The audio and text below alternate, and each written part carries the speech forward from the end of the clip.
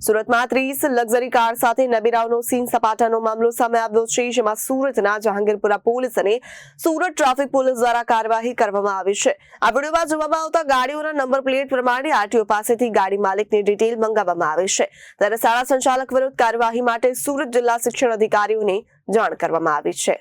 સુરતમાં 30 luxury car સાથે નબીરાઓનો scene સપાટાના મામલે સુરતની જહાંગીરપુરા પોલીસ અને સુરત ટ્રાફિક પોલીસ દ્વારા કાર્યવાહી શરૂ કરવામાં આવી છે। વિડીયોમાં જોવામાં આવતા ગાડીઓના નંબર પ્લેટ પ્રમાણે આરટીઓ પાસેથી ગાડી માલિકોની ડિટેલ મંગાવવામાં આવી છે। શાળા સંચાલક વિરુદ્ધ કાર્યવાહી માટે સુરત જિલ્લા શિક્ષણ અધિકારીને પણ જાણ કરવામાં આવી છે। ઓલપાડ તાલુકાના કુંકણી ગામમાં આવેલ ફાઉન્ટેન હેડ સ્કૂલમાં ધોરણ 12માં અભ્યાસ કરતા વિદ્યાર્થીઓની ફેરવેલ યોજાઈ હતી। તેમાં હાજરી આપવા આવેલા વિદ્યાર્થીઓ આ રીતે જાહેરમાં સીન સપાટા કરી કાયદાના લીરા ઉડાવ્યા હોવાનું સામે આવ્યું છે। જે પ્રકારે વિડીયોમાં જોવા મળી રહ્યું છે કે વિદ્યાર્થીઓ પોતે લક્ઝરીઝ કાર ડ્રાઈવ કરી રહ્યા છે, તે વિદ્યાર્થીઓ સામાન્ય રીતે ધોરણ 12 અને 12ના છે કે જેઓ માત્ર 16 થી 17 વર્ષની ઉંમરના હોઈ શકે છે, તો તેઓ પાસે લાયસન્સ પણ ન હોય તેવી શક્યતા જોવા મળી રહી છે। ત્યારે હાલ સમગ્ર મામલે સુરત ટ્રાફિક પોલીસ દ્વારા કાર્યવાહી શરૂ કરવામાં આવી છે।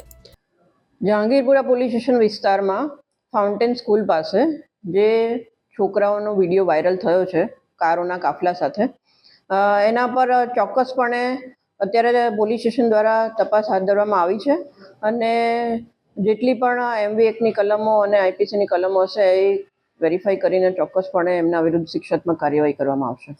વિડીયોમાં જે દેખાઈ રહ્યું છે એમાં બાળકો રૂફટોપ પર ઊભા છે અને અમુક ગાડીઓમાં ડ્રાઈવરો કાર ડ્રાઈવ કરી રહ્યા છે એવું વિડીયોમાં દેખાઈ રહ્યું છે। એટલે એ વિગતો અત્યારે પોલીસ સ્ટેશન દ્વારા તપાસ કરવામાં આવે છે અને ચોક્કસપણે એમના વિરુદ્ધમાં સખતમાં સખત શિક્ષાત્મક કાર્યવાહી કરવામાં આવશે। અત્યારે જે અમારી પાસે વિગતો આવી છે એ જહાંગીરપુરાની ફાઉન્ટેન સ્કૂલ છે અને આગળની કઈ જગ્યાએ ગયા હતા એની તપાસ હાલ પોલીસ સ્ટેશન દ્વારા કરવામાં આવી રહી છે। ના, એ બિલકુલ એ અત્યારે મેં જે પ્રમાણે કીધું એ પ્રમાણે દરેક કારમાં વિડીયોમાં સ્પેસિફિકલી દેખાતું નથી, એટલે એ અત્યારે પોલીસ સ્ટેશન દ્વારા તપાસ કરવામાં આવી રહી છે। Bureau report Janadesh news, Surat.